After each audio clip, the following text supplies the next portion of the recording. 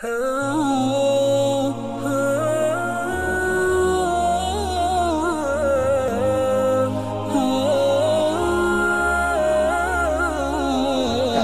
lihat omongan orang lain. Jadi mau dicibirkah dia, mau diomonginkah dia, yang penting bagi dia saya harus bekerja dengan sepenuh hati sesuai dengan tema kita tadi. Dan kemudian saya harus bersyukur, mensyukuri, saya harus bersabar, dan saya tetap menunjukkan yang terbaik untuk perusahaan saya. Izin bertanya. Boleh. Syukur itu kan mudah diucapkan ya Pak. Betul. Dan kita mudah sekali untuk bilang alhamdulillah. Tapi prakteknya saat ini banyak yang mengeluh Pak. Jadi alhamdulillah tapi tidak sesuai dengan aktualnya dibandingkan rasa bersyukurnya. Nah, yang ingin saya tanyakan, bagaimana petunjuk Rasulullah SAW untuk melatih diri kita agar pandai bersyukur? Dan ada tidak untuk doanya Ustaz? Nah, Nabi kita Muhammad SAW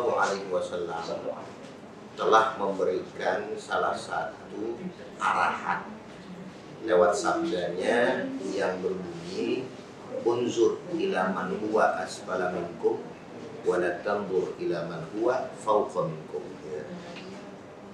Karena berbicara tentang persoalan syukur ini lebih kepada urusan dunia, maka Nabi bisa menyampaikan, lihatlah orang yang berada di bawah kamu dalam urusan dunia, dan jangan sekali-kali kamu melihat orang yang ada di atas kamu dalam urusan dunia.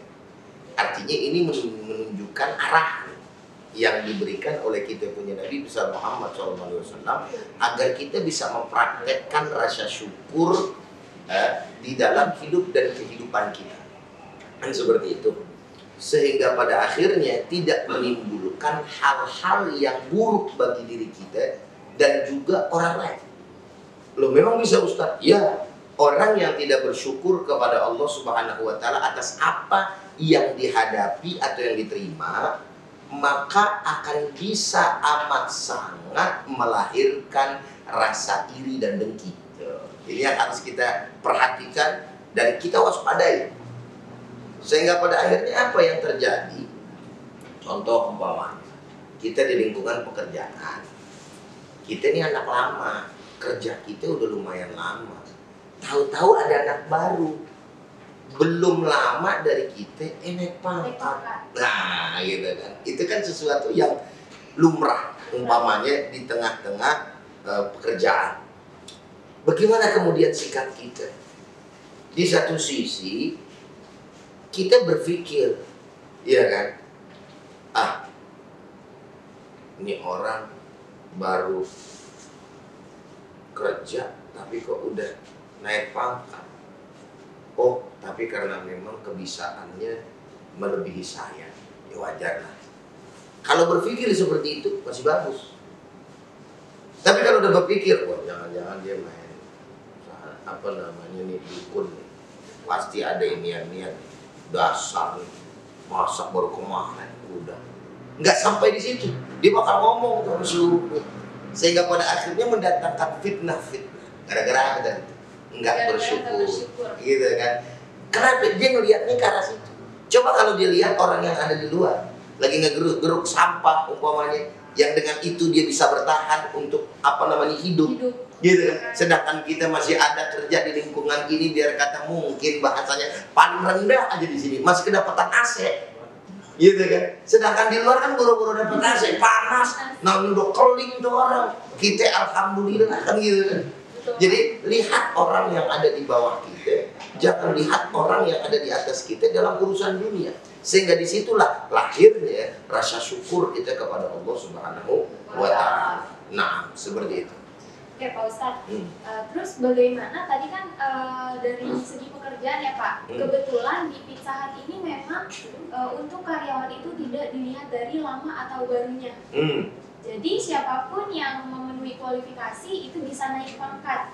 Nah, lalu tadi kan biasa ada cibiran netizen ya Pak, yang komentar, kok dia baru masuk udah naik aja. Nah, kita sebagai orang yang itu bisa dibilang lebih dizolimi bukan, Ustaz? Yang artinya dapat pangkat baru nih, Ya. posisinya. Ya, lalu difitnah. Ya. Nah itu bagaimana kita menyikapi orang-orang seperti itu? Nah, yang pertama adalah kerugian sudah barang tentu berada pada orang-orang yang tadi mencibir kita. Ya, apalagi nih bahasanya netizen. Sampai ada ungkapan maha benar netizen dengan segala komentarnya. Gitu ya kan. Saking pedesnya. Walaupun hal seperti itu tidak bisa dinisbatkan, nggak usah pakai maha benar, karena yang maha benar adalah Allah Subhanahu wa Ta'ala. Sehingga kita bisa memahami orang-orang yang tadi adalah sebenarnya orang-orang yang rugi. Kenapa? Karena orang yang punya dengki dan iri sesungguhnya dia bukan menyiksa orang yang didengki, tapi dia sedang menyiksa dirinya sendiri. Dia nggak bisa tidur gara-gara ngedengkiin orang. Susah amat tidur. Tiap hari yang dipikirin siapa? Orang yang didengkinya. Maka orang yang dengki ini, kalau bahasa netizen hater, gitu kan? Haters gitu kan? Ya kan? Biar gini-gini udah tahu dikit lah bahasa gitu. Gak betawi aja ya. Gak betawi aja gitu. Jadi hater itu sesungguhnya apa? Adalah fans yang tersembunyi buat kita. Kan gitu ya. Nah, oleh karenanya sikap kita, kalau orang betul bilang antep aja udah. Yang rugi dia, yang ibaratnya untung kita, ya, yang dapat dosa dia, gitu kan. Jadi nggak perlu kemudian kita ngerasa bahwa diri kita terzolimi, ya kan. Walaupun memang pada faktanya seperti itu, tapi pada dasarnya kita harus kemudian bersikap apa? Santai, legowo, karena memang hidup ini begitu. Likulli dini'matin mahsudun. Setiap perkara yang ada nikmat, di situ pasti ada yang dengki dengan nikmat itu. Itu udah kaidah. Jadi kalau di sana kita punya nikmat atau di sana ada satu nikmat, pasti ada yang mendengki daripada kenikmatan itu. Apapun itu, dimanapun itu, ya kan? Baik yang namanya kalangan bawah sampai kalangan atas, mau di perkantoran, mau di dunia perustatan, bukan hanya saja di dunia persilatan, ya kan? Dunia perustatan begitu. Wah, itu orang kayaknya Ustadz baru kemarin sore. Ternyata ada dunianya juga. Gak ada. Bahkan yang namanya hasud, dengki itu dagangan setan, dagangan iblis. Yang laku paling berat itu adalah hasud yang didagangin sama setan, sama iblis. Siapa kemudian yang beli itu dagangan setan? Dalam salah satu kitab dikatakan al-ulama, yaitu para ulama. Coba ya. Jadi bukan pegawai Pizza Hut, gitu kan. Yang beli itu adalah para ulama. Nah, oleh karenanya sikap kita, ya, ketika kita dihasuti, ketika kemudian kita terzolimi seperti itu, kita juga harus sadar diri. Ridallah, ridwan nas, ghayatul qudra. Ridhonya manusia itu nggak bisa kemudian kita dapetin semuanya. Artinya kita ingin menyenangkan semua orang, tapi tidak mungkin orang tersenangi dengan kita semuanya.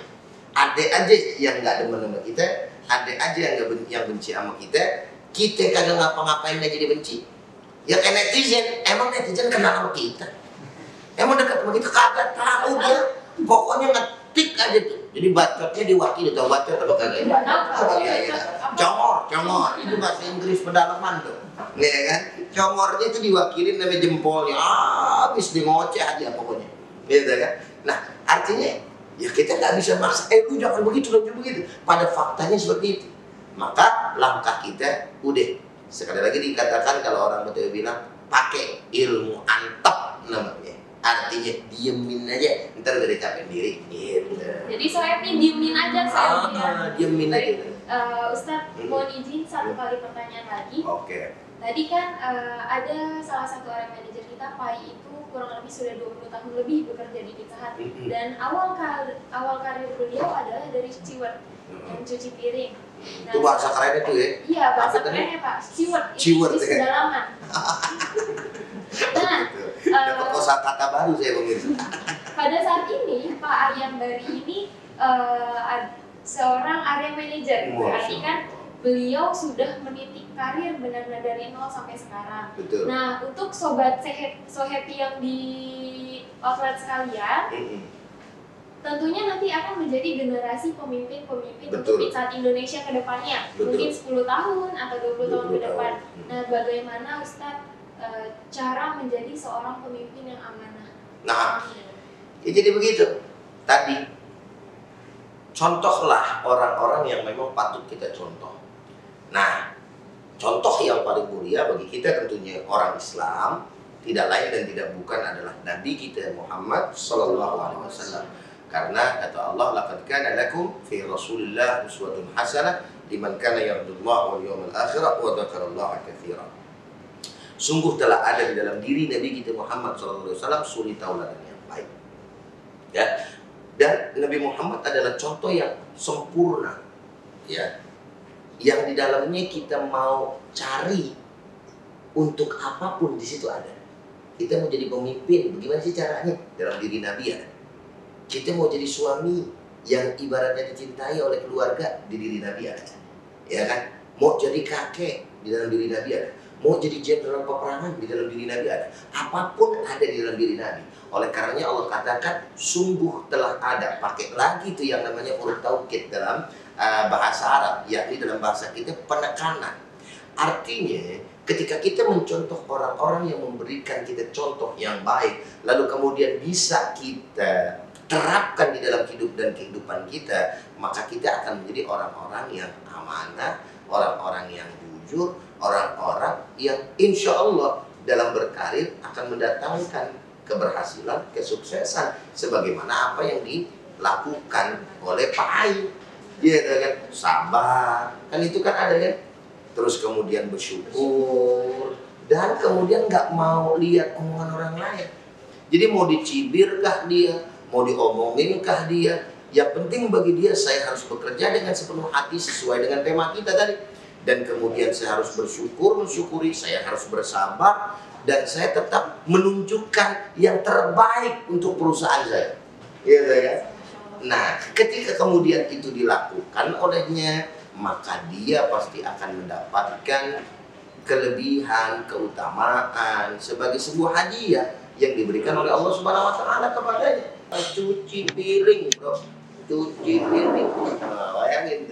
Jadi bukan yang namanya satu kondisi kerja atau pekerjaan yang mulia tadinya dianggap remeh orang, tapi bisa Allah angkat derajatnya sampai menjadi seorang manager. Kan bahasanya begitu, tulisannya manager. Tulisan Indonesia.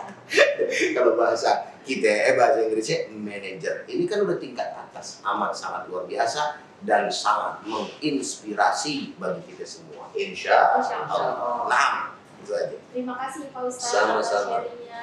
Oke teman-teman So Happy, intinya jangan lupa diri kita untuk bersyukur, karena tidak hanya raga kita aja yang sehat, tetapi jiwa kita juga harus sehat. Terima kasih. Wassalamualaikum warahmatullahi wabarakatuh. Waalaikumsalam warahmatullahi wabarakatuh. Terima kasih. Sama-sama.